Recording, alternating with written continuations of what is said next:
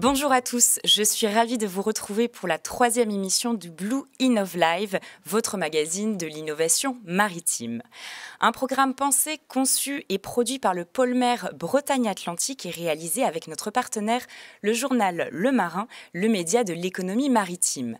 J'accueille sur mon plateau aujourd'hui Lucie Lautredoux, journaliste de la rédaction, pour mener avec moi les différents échanges avec nos intervenants du jour. Bonjour Lucie. Bonjour Jade. Et Jean Lecam, navigateur émérite et grand témoin de notre émission d'aujourd'hui. Merci d'être là, bonjour. Bonjour. Dans le contexte actuel de réindustrialisation et plus particulièrement sur le plan d'investissement France 2030 qui vient d'être amorcé, comportant un volet dédié au maritime. Alors pour cette 3e émission du pôle mer, a choisi de consacrer aux applications du spatial au service du maritime. Qu'il s'agisse des télécommunications, du positionnement en mer ou de l'observation de la Terre, aujourd'hui, le monde maritime est très dépendant des satellites. L'océan est une immensité difficile à appréhender et qui de mieux placé pour faire le lien entre la mer et l'espace que l'astronaute Thomas Pesquet, qui nous a livré cette semaine dans le cadre d'une campagne de sensibilisation One Ocean Science de l'Ifremer, sa vision, ses impressions sur l'océan depuis la station spatiale. On l'écoute tout de suite. And I can guarantee you that it truly deserves being called a blue marble. We really live on an ocean planet. It's overwhelmingly covered with water, and if not for some white clouds, the only thing you sometimes see for hundreds and hundreds of miles is a gigantic blue ball rolling 400 kilometers under our feet. Maps just don't do justice to the vastness of sea. De bien belles images. Alors, quelques informations avant de débuter. Vous pouvez poser vos questions tout au long de l'émission via les SMS. Vous avez toutes les informations qui s'affichent en bas de l'écran. Donc, n'hésitez pas à poser vos questions. Nous y répondrons. Et si ce n'est pas le cas, nous y répondrons via les réseaux sociaux ou vos coordonnées. Tout au long de cette émission, nous allons faire un tour d'horizon de tout ce que les innovations liées au spatial permettent aujourd'hui dans le monde maritime et peut-être aussi anticiper ensemble ce qu'elles nous aideront à faire demain. Rentrons sans plus attendre dans le vif du sujet en accueillant notre grand témoin du jour qui nous a fait l'honneur d'être présent aujourd'hui. J'ai le plaisir d'accueillir sur notre plateau Jean Lecam, navigateur émérite, champion de France course au large en solitaire, vainqueur de la Transat AG2R avec Roland Jourdain, vainqueur de la Solitaire du Figaro. Vous nous partagerez ensemble votre sentiment sur la nécessité et l'omniprésence du spatial dans la course au large et plus généralement dans le maritime. Sans plus attendre, nous débutons cette émission avec notre première rubrique, l'éclairage.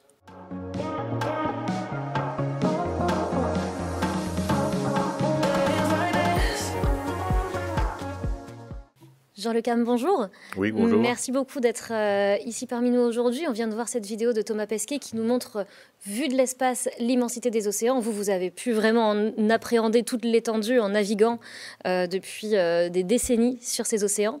Au fur et à mesure, avec de plus en plus d'assistance du spatial pour le positionnement, le GPS, l'observation, pour aussi surveiller le positionnement des icebergs et aussi dans des situations de crise, notamment dans votre actualité récente, cette année, quand pendant le Vendée Globe, vous avez porté secours à Kevin Escoffier. Comment est-ce que vous avez pu le localiser, le trouver pour lui porter secours sur cette course ? C'est vrai que les satellites sont omniprésents un peu partout, hein, même dans toutes nos voitures. Aujourd'hui, on a tous, enfin, peut-être pas tout le monde, mais il y a beaucoup de voitures qui sont équipées de GPS. Donc forcément à terre, il y a des relais après qui se font par rapport à des balises terrestres. Et c'est vrai qu'en mer, en mer, on est directement lié aux satellites. Donc forcément, quand Kevin a eu son problème, d'abord, il a déclenché sa balise de détresse. Donc les balises de détresse envoient forcément un signal de détresse via le satellite.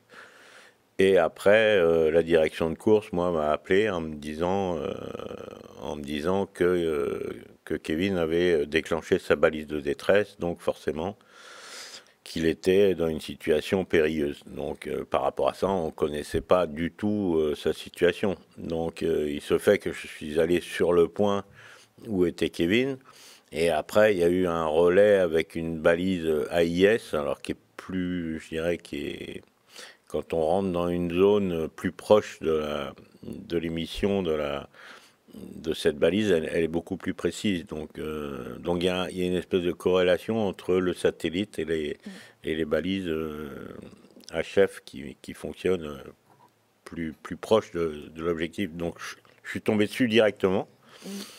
Et puis ensuite je suis parti et en fait il a arrêté sa balise.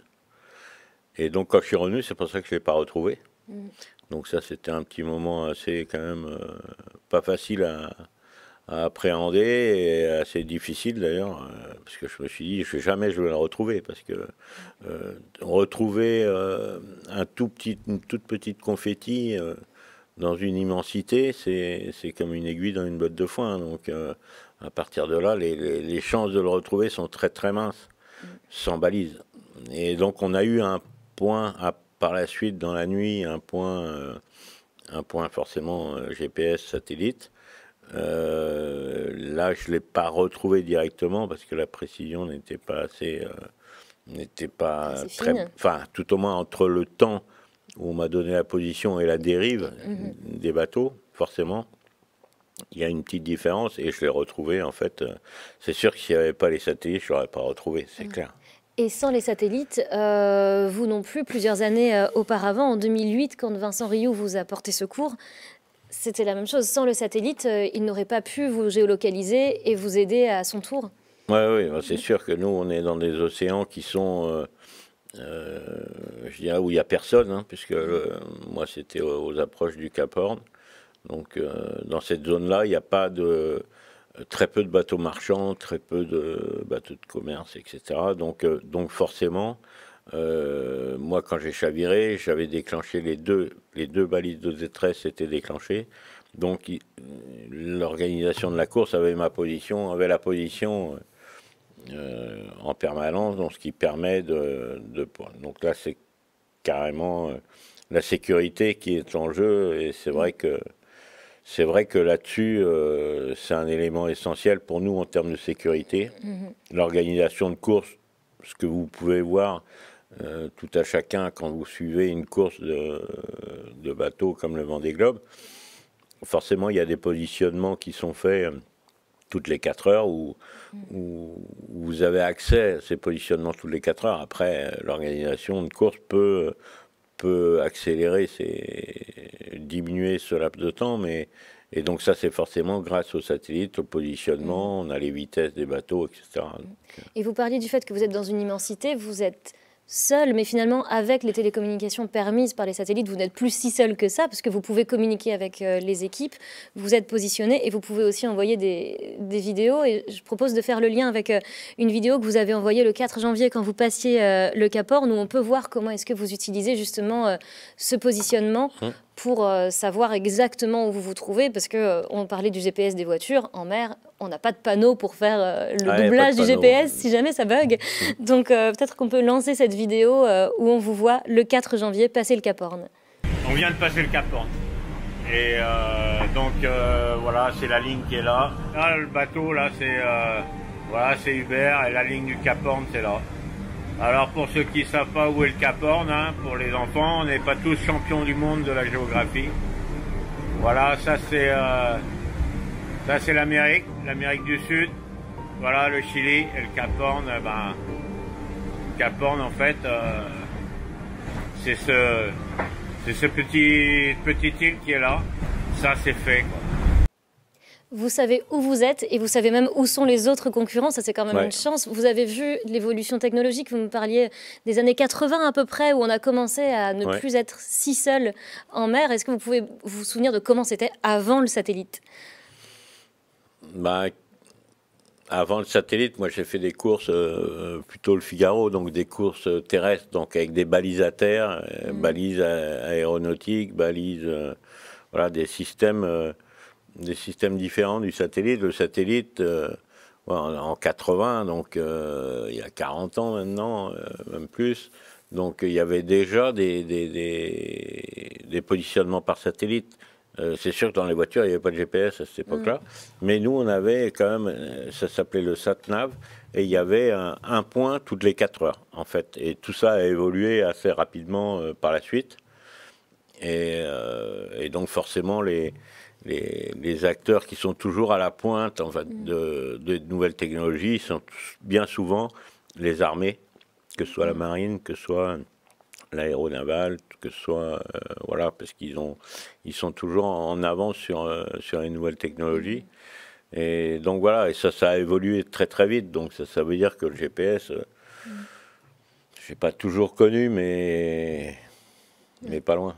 Et oui, vous avez pu voir l'évolution depuis les années 80 et au cours de cette émission, vous allez pouvoir voir ce qui va se passer demain avec encore plus d'innovation. Du coup, je vous propose de rester suivre les échanges avec les entrepreneurs qui vont nous présenter leurs innovations et de revenir tout à l'heure pour nous faire un point sur ce que ça peut vous inspirer, et notamment sur l'avenir de la vie en mer grâce aux télécommunications satellites. Du coup, merci beaucoup d'avoir été avec nous pour cette introduction et on vous retrouve tout à l'heure. Merci. Merci beaucoup Jean Lecam. En effet, on vous retrouve tout à l'heure du coup pour le regard, pour tout au long de cette émission. Vous reviendrez à la fin. Merci beaucoup. Nous enchaînons tout de suite avec notre première table ronde dédiée aux applications du spatial et au service du maritime, et plus précisément sur l'observation des océans.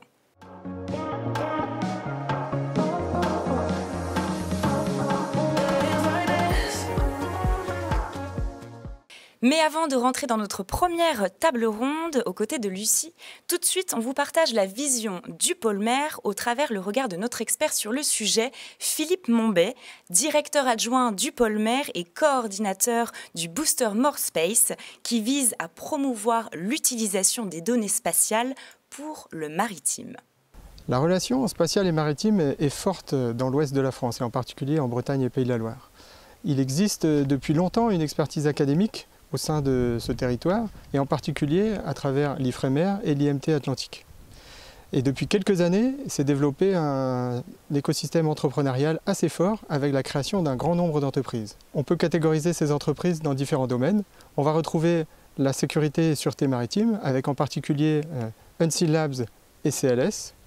On va retrouver la partie environnement assez riche, avec des entreprises comme Quiet Ocean, IC, Hightech Imagine, Seaproven, Acrein ou Wipsy, qui font des services vraiment en lien avec les problématiques environnementales, de la cartographie en zone de petits fonds, de la cartographie d'habitat marin, etc. On va retrouver également des entreprises qui se sont créées autour du routage et des services météorologiques, avec Eodine autour des courants marins, D-Ice Engineering pour tout ce qui est propulsion vélique et routage des nouveaux navires qui utilisent des voiles, et puis XWEX qui fait de la météo très haute résolution pour les opérations en mer. On a aussi des entreprises qui se sont créées autour de la problématique du positionnement, avec des entreprises comme Cadden, Geoflex ou Searlings qui développent des services pour le portuaire ou pour la localisation très précise des navires. On a au final aussi d'autres entreprises plus transverses comme Ocean Data Lab qui fournissent eux des prestations de recherche et développement pour les charges utiles, et puis aussi des plateformes de visualisation très intéressantes. Je vous engage à voir The Ocean Virtual Laboratory qui est accessible en open source. C'est pour cet ensemble très dynamique que le pôle travaille à créer un cadre favorable pour le développement de toutes ces entités. Merci Philippe. Lucie, je te laisse en compagnie de nos invités, Aurélie Deshoucq, présidente de IC, et Vincent Kerboal, site manager de CLS. Bienvenue à vous. Bonjour à tous les deux, merci beaucoup d'être parmi nous. Vincent Kerboal, vous venez de Brest. Aurélie Deshoucq, vous avez fait la route depuis Bordeaux pour nous rejoindre, pour parler de cette question de l'observation des océans. Et tous les deux, vous avez cette vision observation, mais aussi protection, grâce à la vision du satellite qui permet d'avoir du coup une vision très très large pour protéger l'océan. Peut-être qu'on peut commencer avec vous, Vincent Kerboal. Si j'ai bien compris, vous pouvez, avec une vue depuis l'espace, identifier si deux navires se rencontrent pour peut-être de la pêche illégale signal pour du transbordement. Vous pouvez voir une pollution depuis l'espace. Enfin, comment est-ce que, depuis là-haut, on peut protéger l'océan en voyant l'immensité et en identifiant? Oui, effectivement, on utilise aujourd'hui une batterie de satellites d'observation de la Terre avec différentes technologies, technologies d'imagerie optique, que les gens ont l'habitude de voir en regardant par exemple des données météo, mais également des images radars qui nous permettent d'observer ce qui se passe sur les océans de jour comme de nuit, y compris dans le cas d'une couverture nuageuse. Et cette technologie nous permet de voir, si vous voulez, ce qui se passe au-delà même de la façon dont les navires qui sont présents sur zone pourraient déclarer ou non leur position. Voilà. Donc ça apporte une information complémentaire et on est capable de détecter les navires sur ces images-là, de les caractériser et effectivement, le cas échéant, de voir s'ils se rencontrent en mer pour se livrer ou non d'ailleurs à des activités légales. Parce que vous avez un volet renseignement, mais aussi tout un côté intelligence artificielle où vous pouvez détecter un navire, il va d'un point A à un point B et bizarrement, il dévie sa route et là, ça vous met la puce à l'oreille et vous allez viser un peu plus avec le satellite pour identifier ce qu'il fait et pourquoi il se détourne. C'est ça, on combine vraiment différents systèmes satellitaires. On a vu en introduction les technologies de suivi de navires. Suivre un navire, c'est quelque chose, mais certains navires ne se déclarent pas ou parce que précisément, ils veulent, entre guillemets, passer sous les radars. Et donc, on va utiliser des images. Et aujourd'hui, il y a une telle profusion de données avec un choix parmi les satellites qui est vraiment beaucoup plus important que ce qu'on pouvait connaître il y a 10 ou 15 ans, si bien qu'on utilise des moyens informatiques pour traiter automatiquement et effectivement faire remonter des alertes lorsqu'on observe un comportement de navire qui sort de l'ordinaire. Qui peut être lié à du trafic de drogue ou de la pêche illégale et on passe la pêche d'un navire à l'autre et c'est là que ça devient une question de protection de la ressource. Exactement. De votre côté, chez IC, Aurélie Dehoucq, vous avez aussi ce côté surveillance depuis l'espace, vous plus sur la turbidité des eaux. Si jamais on fait des travaux portuaires, on va draguer un port et puis soudain on met des sédiments en suspension et vous, depuis l'espace, vous pouvez faire un état zéro, dire l'eau elle devrait être de cette couleur et là elle est devenue un peu louche en termes de colorimétrie. Est-ce que vous pouvez nous expliquer comment vous protégez aussi ces zones, que ce soit portuaires ou de travaux maritimes, depuis l'espace? Oui, tout à fait, Lucie. Chez IC, on est spécialiste des problématiques littorales observées par le spatial. Et donc cet exemple qui est cité là, effectivement, s'inscrit finalement dans la préservation de la qualité de l'eau du milieu marin, plutôt littoral et côtier, face à des activités qui sont de type usage de la mer côtière par rapport à des activités portuaires de dragage, pour le maintien de l'accès aux infrastructures portuaires à des côtes, à des profondeurs qui soient possibles pour faire passer finalement les bateaux de commerce en général et les amener jusqu'au port. Donc finalement, il y a une réglementation assez forte en France et en Europe au type de différentes directives cadres. Donc dans ce contexte réglementaire, le spatial, l'imagerie satellite, elle amène de l'information supplémentaire, complémentaire aux réseaux de mesure in situ qui font foi et référence et donc permet de spatialiser finalement une information à une échelle un peu plus vaste et d'amener notamment aussi finalement une espèce de background, une information un peu dense sur une analyse historique, rétrospective des conditions de turbidité naturelle auxquelles on peut s'attendre finalement sur une future zone de chantier. Donc ça effectivement c'est un des points finalement où le spatial apporte de la valeur ajoutée pour de la surveillance environnementale du milieu marin. Quand bien même on est sur du côtier, alors que vous, chez CLS, vous êtes vraiment au large. Et il y a un autre volet sur lequel, même tout près des terres, on a un intérêt à utiliser le spatial, c'est sur le suivi du trait de côte pour savoir si la côte s'érode, s'il est d'une recul.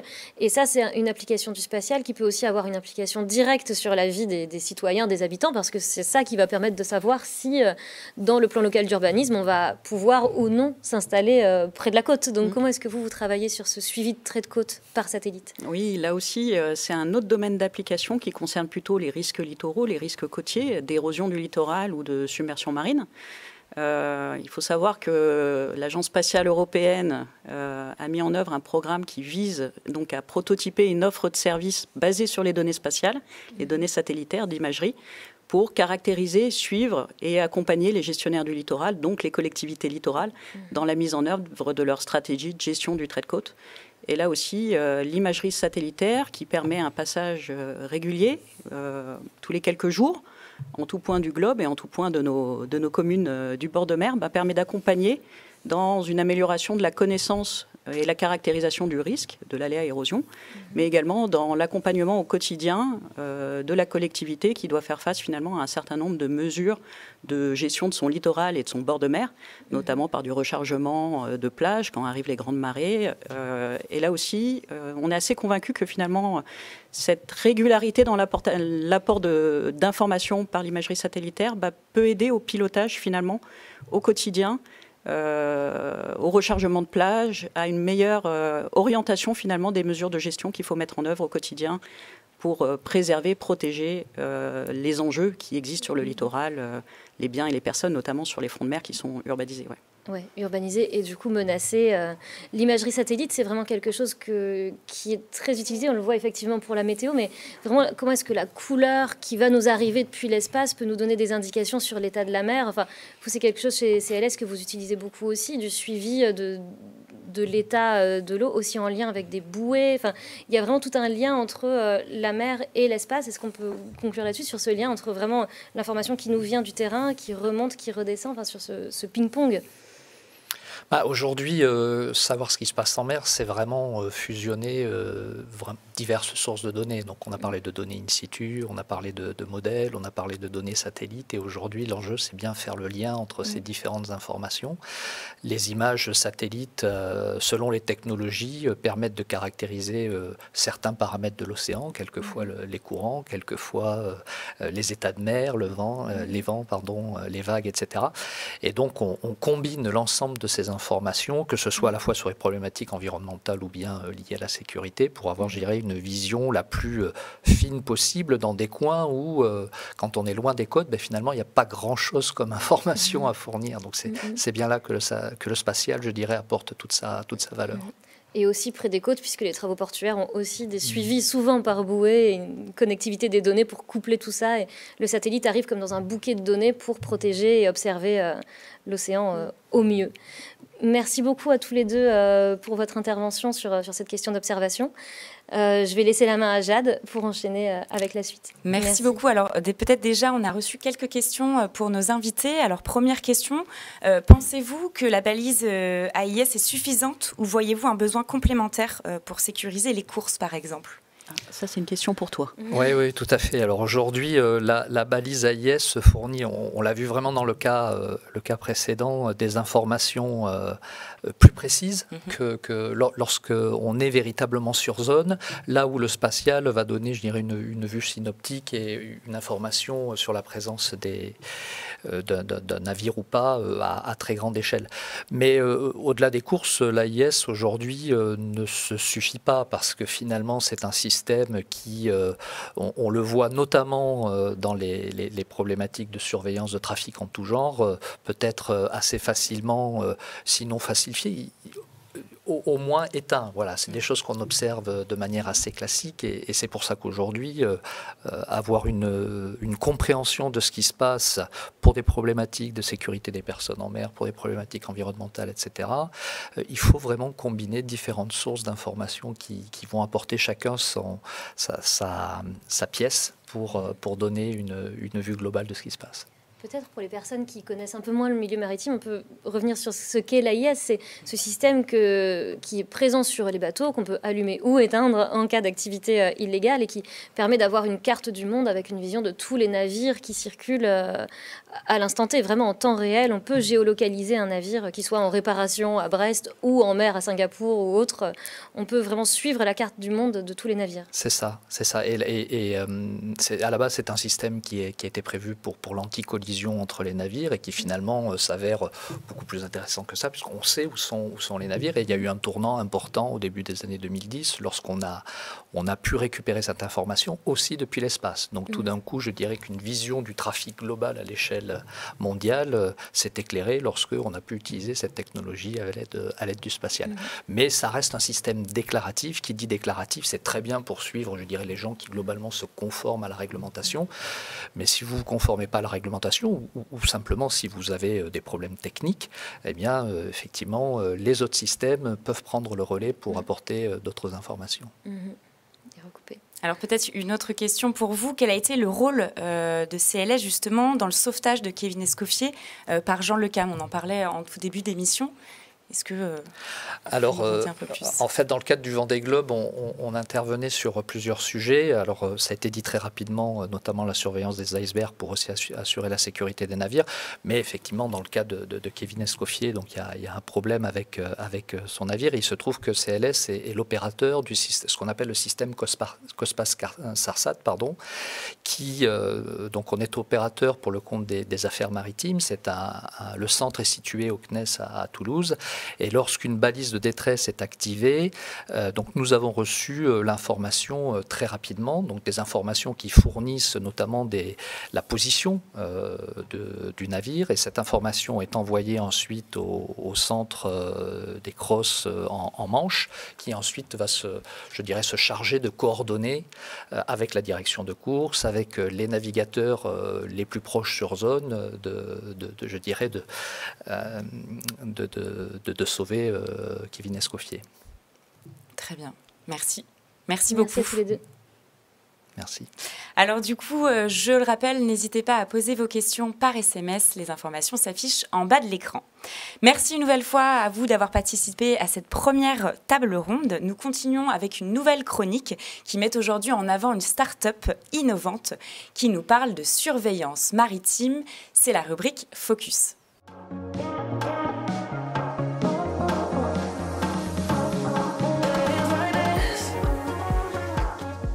Bonjour, je m'appelle Clément Gallic, je suis CEO et cofondateur d'Unseen Labs avec mes deux frères Jonathan et Benjamin. Donc on a créé la société en 2015 et nous, notre spécialité, c'est l'interception de signaux radio depuis l'espace. Et pour ça, on utilise une technologie basée sur les cubes satellites. Notre spécialité, c'est la conception de ce qu'on appelle la charge utile. Donc la charge utile, c'est l'instrument d'observation de la Terre qu'on met sur cette plateforme satellite et qu'on opère en orbite. Alors, la conception de la charge utile est faite à 100% en interne d'Unseen Labs et toute la production est faite en France.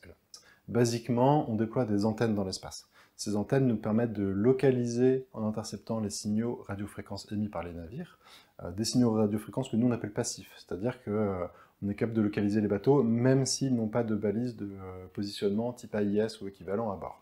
Ce qui nous donne vraiment une vision exhaustive des activités humaines en mer et qui permettent donc d'établir des cartographies marines permettant d'agir notamment contre la pêche illégale, parce que bien souvent les pêcheurs illégaux n'allument pas leurs balises, donc nous on peut continuer à les voir et les suivre.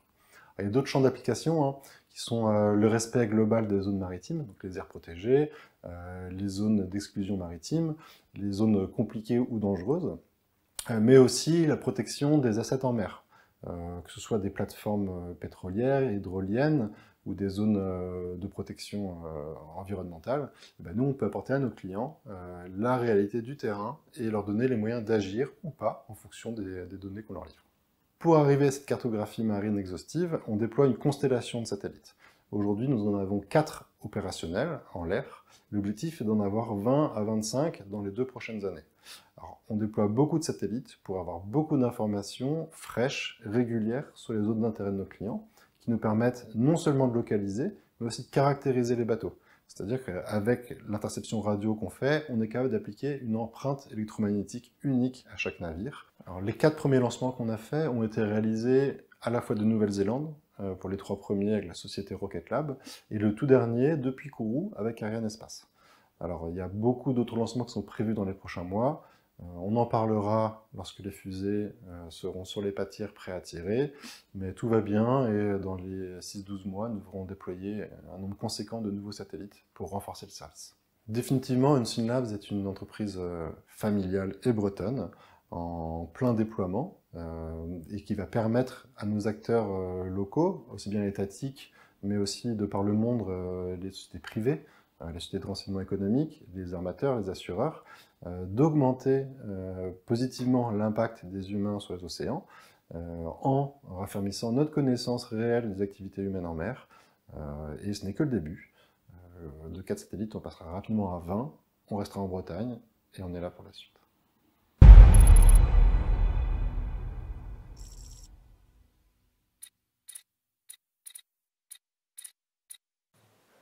On se retrouve en plateau pour un nouvel échange et plus précisément sur le spatial au service du marin.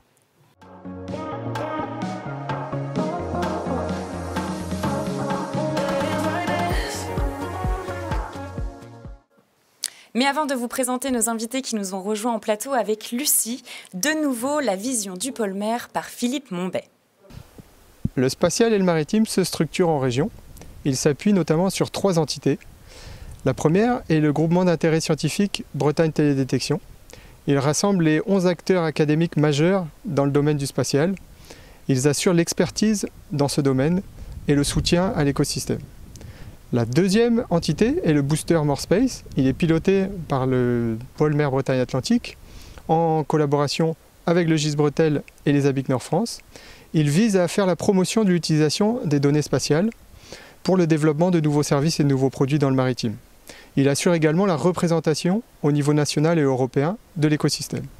Et enfin, la troisième entité, qui est les ABIC Nord France, représente un réseau d'incubateurs qui est dédié à l'accompagnement entrepreneurial et qui s'étale sur les 6 régions au nord de la France. Il est piloté ici par le Technopôle Brest-Iroise. Aujourd'hui, le spatial se retrouve de plus en plus dans l'ensemble des secteurs maritimes et devient incontournable. Si vous avez un projet ou si vous voulez avancer sur ces sujets, n'hésitez pas à revenir vers nous. Merci Philippe. Nous enchaînons maintenant notre deuxième table ronde avec nos nouveaux invités. Patrick Moello, responsable coordination projet chez Talos, et Sylvain Faguet, directeur commercial d'e-Engineering. Bonjour messieurs. Bonjour. Bonjour. Bonjour à tous les deux, merci beaucoup d'être là parmi nous aujourd'hui. Nous allons donc parler du spatial au service du marin avec plusieurs volets que vous représentez tous les deux, à la fois la connectivité, Jean-Luc m'en a parlé, de l'importance de pouvoir échanger, mais aussi l'aide au routage pour savoir où on va, comment on y va, et des outils qui vont pouvoir à terme nous aider à aller vers des navires du futur avec une navigation plus verte, une navigation plus autonome. Du coup, peut-être qu'on peut commencer avec vous, Sylvain Faguet de DICE Engineering. Vous me disiez que en fait, tous ces outils, ça permet un peu de ne plus naviguer à vue, de ne plus être aveugle et d'avoir un peu une boule de cristal pour savoir quelles sont les conditions de mer et naviguer dans les meilleures conditions possibles grâce aux satellites.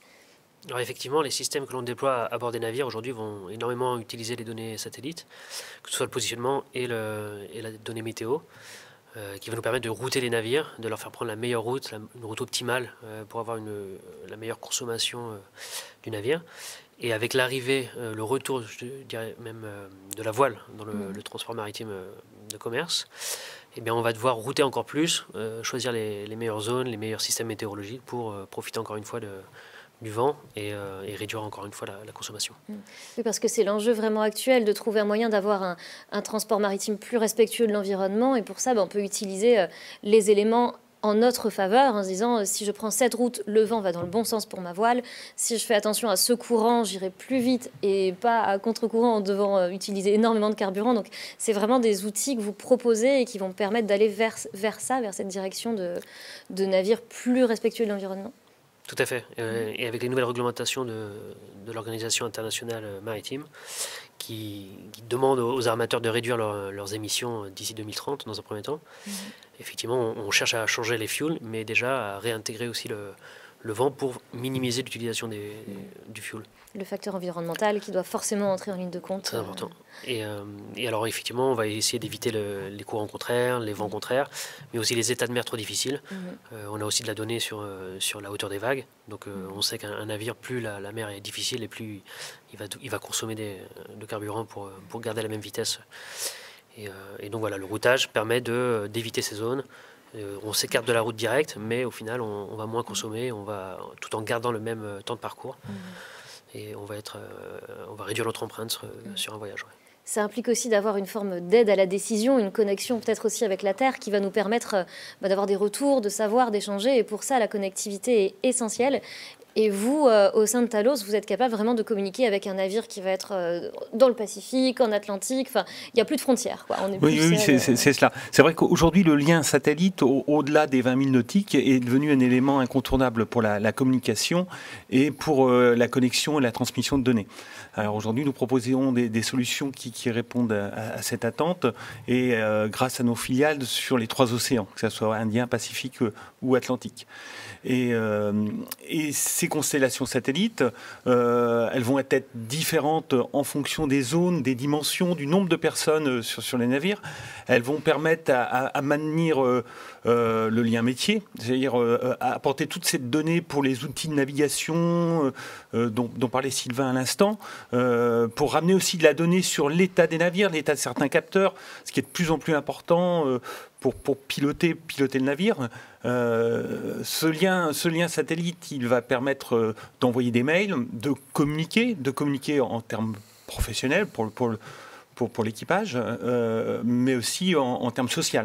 On est dans un monde de plus en plus connecté, où le numérique est devenu prépondérant, et où l'équipage va pouvoir maintenir ce lien social pendant plusieurs semaines, plusieurs mois en plein milieu de l'océan, grâce à ce lien satellite. Comme on a pu le voir avec Jean Le Cam, qui partageait des vidéos pendant le Vendée Globe sans aucune difficulté, grâce justement aux nouvelles technologies.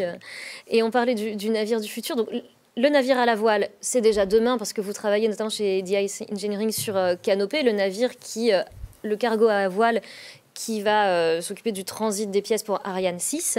Et peut-être à plus longue échéance, toutes ces problématiques de connectivité, de positionnement, de routage, ça peut nous amener vers un navire du futur autonome, plus ou moins, avec moins de marins à bord. On pourrait imaginer un commandement qui soit en France ou ailleurs, aux États-Unis, et un navire qui, lui, de manière relativement autonome, assure sa route. Comment est-ce que vos deux technologies complémentaires vont pouvoir aller vers ce navire autonome ? Alors effectivement, on a déjà vu un peu des démonstrations de téléopération de navires où il n'y avait plus d'équipage à bord du navire et finalement un poste de contrôle en région parisienne, ou des démonstrations de navires autonomes même dans les pays nordiques. Et effectivement, toute cette donnée permet alors, nos systèmes permettent de piloter le navire localement tout seul, en détectant les obstacles, en analysant les images et en évitant les obstacles tout de suite. Mais ensuite, toute la donnée est remontée dans des centres de contrôle, où elle est analysée et où on prend les décisions. Donc effectivement, l'échange de données sera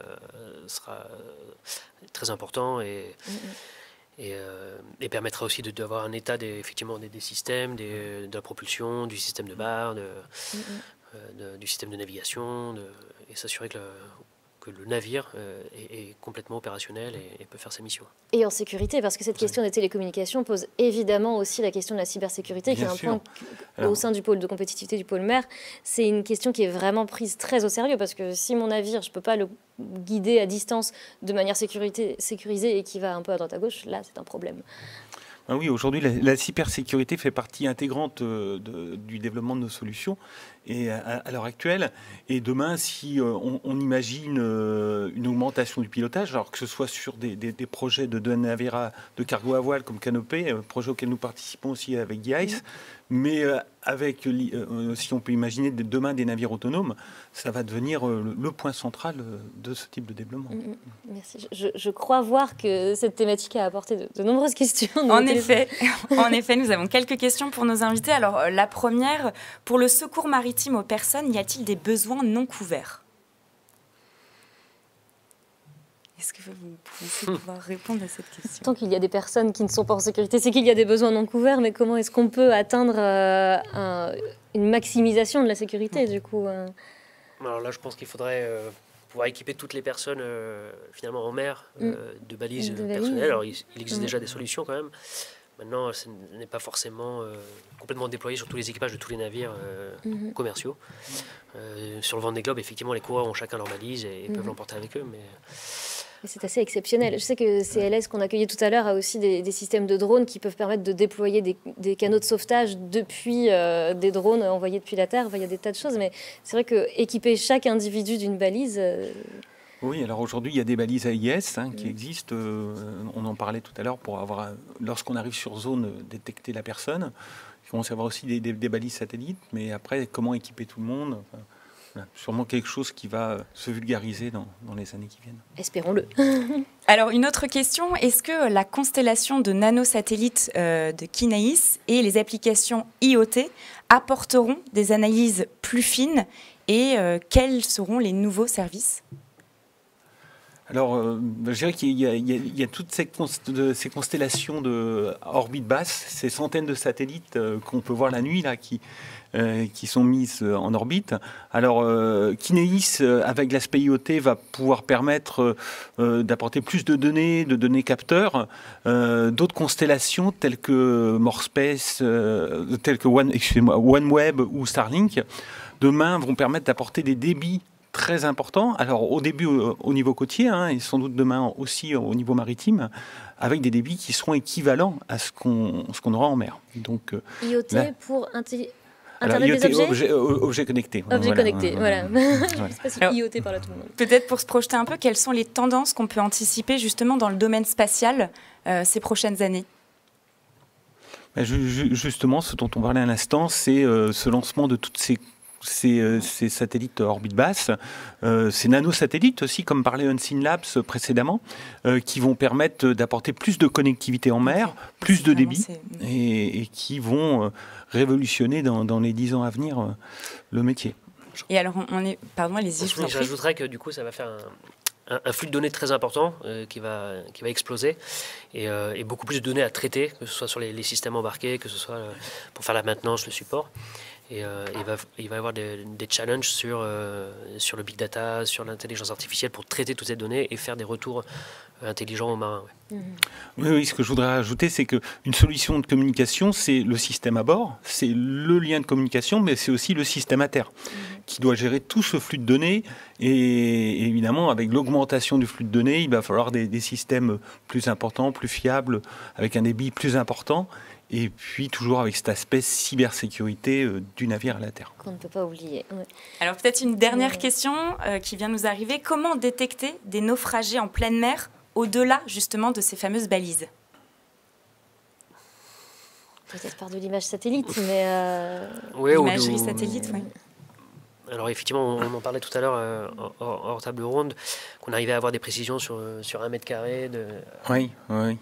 Depuis les images satellites, maintenant il y a aussi des systèmes embarqués avec des caméras thermiques, des caméras. Alors, il faut déjà avoir une première position du naufragé, mais une fois arrivé sur zone, et c'est ce qu'utilisent d'ailleurs les secours quand ils arrivent sur zone et qu'ils cherchent le naufragé. On voit les images nocturnes ou les images thermiques.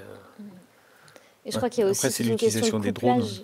L'utilisation des drones, c'est ça, de l'action de l'État en mer avec un couplage drone qui va permettre d'aller peut-être plus près une fois qu'on a une image globale pour répondre à ces questions de secours des marins. Justement, pour rester sur cette question du spatial au service du marin, que ce soit pour communiquer ou en cas de crise, comme ce qu'on évoque maintenant. Merci beaucoup pour vos interventions. Je crois Merci messieurs. Merci à vous. Merci beaucoup à tous les deux. Avant de réaccueillir justement notre grand témoin du jour, Jean Lecam, nous allons passer à notre prochaine chronique qui là met en avant Juliette, notre porteuse de projet qui s'intéresse sur la capacité à mener un projet collaboratif innovant. C'est le tuto Innove.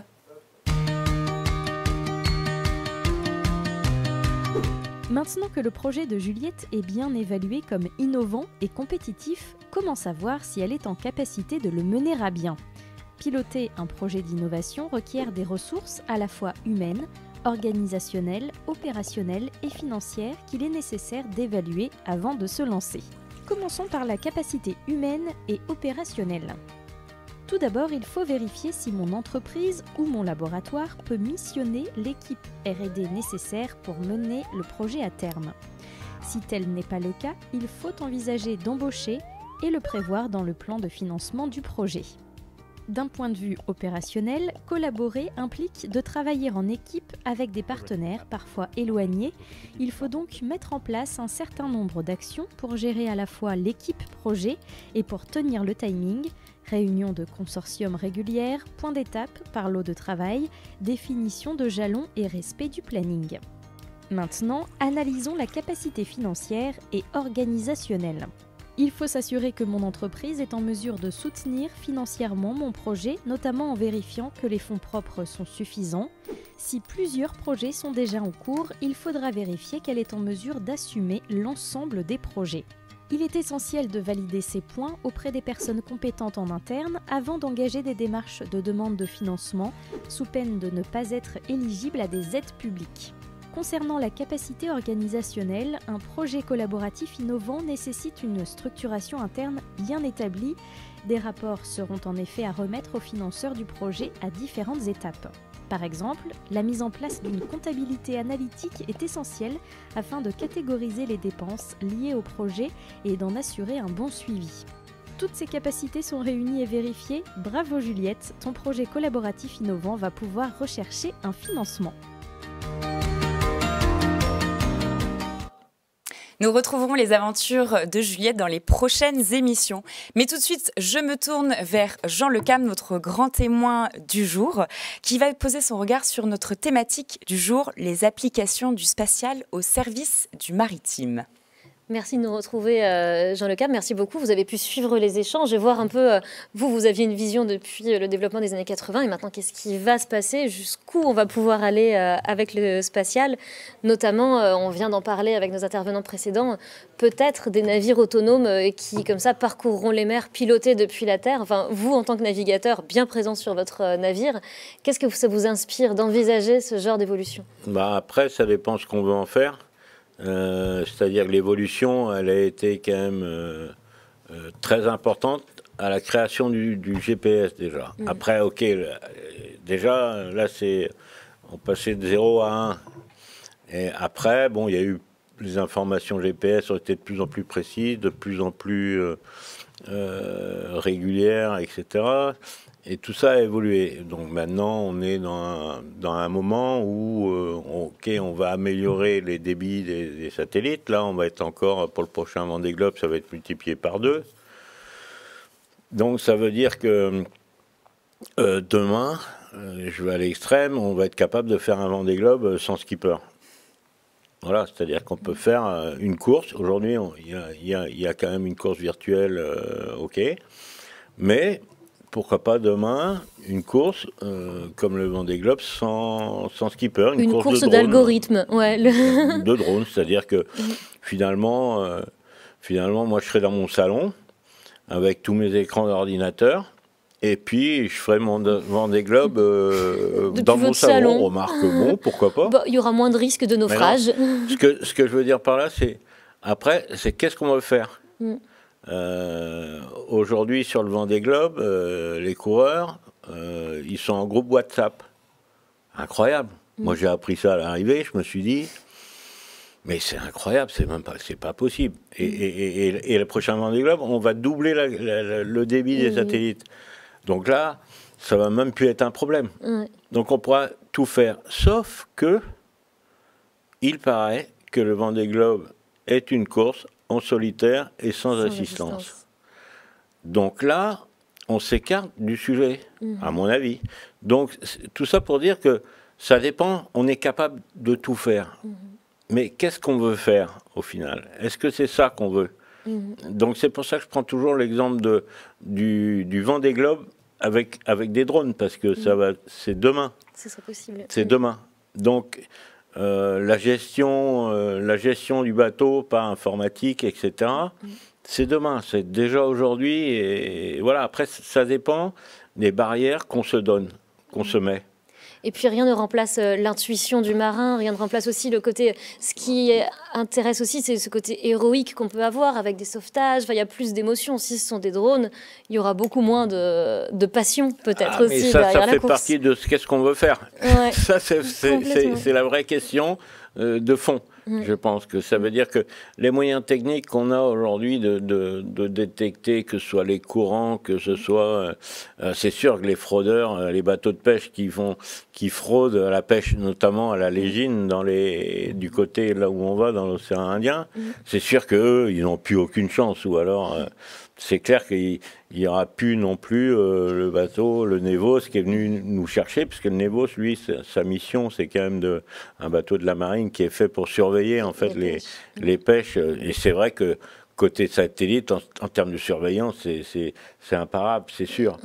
Et là, je pense que ce sont des choses qui sont qui sont bénéfiques, parce que voilà, c'est sûr que les fraudeurs là, ils ont plus beaucoup d'espace pour se cacher. Donc avec des satellites, on peut pas se planquer. Déjà aujourd'hui, quand tu fais une piscine dans ton jardin et que tu la déclares pas, tu as des problèmes. Ça se voit. Donc, mais ça voilà. permet peut-être de recouper aussi avec la protection, parce que les océans, vous les parcourez, et là on va chercher à plus les protéger aussi grâce aux satellites en surveillant depuis le ciel. Quel est votre sentiment par rapport à l'état des océans? Il s'améliore, il est pire? Enfin, qu'est-ce que vous pouvez voir moi, je pense que l'éducation qui est faite sur tout ce qui est, je dirais, pollution, avec les jeunes depuis une trentaine d'années, donc quand même apporter ses fruits, tout au moins au niveau de l'Europe. Nous, quand je faisais le Figaro, il n'était pas rare de revenir avec son bateau, avec le pont couvert de gasoil. Quand tu rentrais dans une vague et qu'il y avait un dégazage de bateau, bon, maintenant, c'est sûr que ça, c'est hyper surveillé, en plus par satellite. Alors, c'est un jeu d'enfant, hein, puisque les satellites sont capables de détecter une ride sur l'eau. Hein.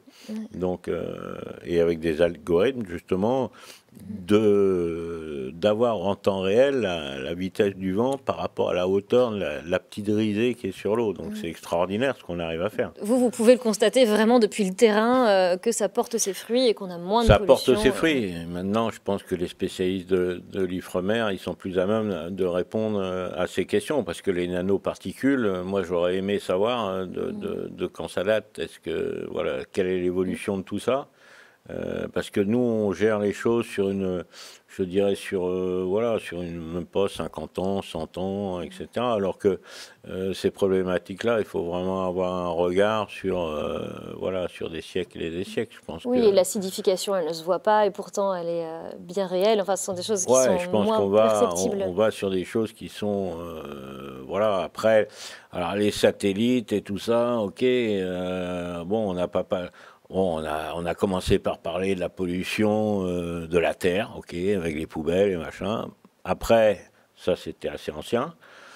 La mer, on s'en occupait pas. Il y a eu quand même les problèmes de grosse pollution qui ont fait beaucoup de bruit avec les dégazages en mer et les pétroliers qui se sont cassés. On est passé côté maritime. Bon, est-ce qu'il va y avoir une problématique de pollution de l'espace à un moment? Je ne sais pas, sûrement, puisque l'être humain, il est en permanence, quand il est dans un domaine, il va dans l'autre, et voilà. Et là, c'est encore à peu près caché, donc voilà. Et après, donc, moi, je me méfie toujours de regarder tout ça. Ce que je sais, moi, c'est que la Terre est toute petite, hein, parce que moi je fais le tour du monde en 80 jours à la vitesse d'un Solex, rendez-vous compte. C'est quand même rien. Et ça, c'est la réalité. Donc, cette planète bleue, elle est toute petite, et en plus, elle est couverte à 72% d'eau. Donc, c'est vrai que le côté maritime, au jour d'aujourd'hui, prend de plus en plus de place dans les gens viennent de s'apercevoir que il y avait de l'eau sur la Terre quelque part, je dirais, de plus en plus. Parce que c'est vrai que la mer en Bretagne, je ne sais plus qui disait ça, mais c'est la mer, c'est ce que tu as dans le dos quand tu regardes la Terre. Donc voilà, c'était quand même des expressions qui étaient assez significatives, où la mer était significative de danger, de méconnaissance, d'une espèce de trucs un peu obscurs.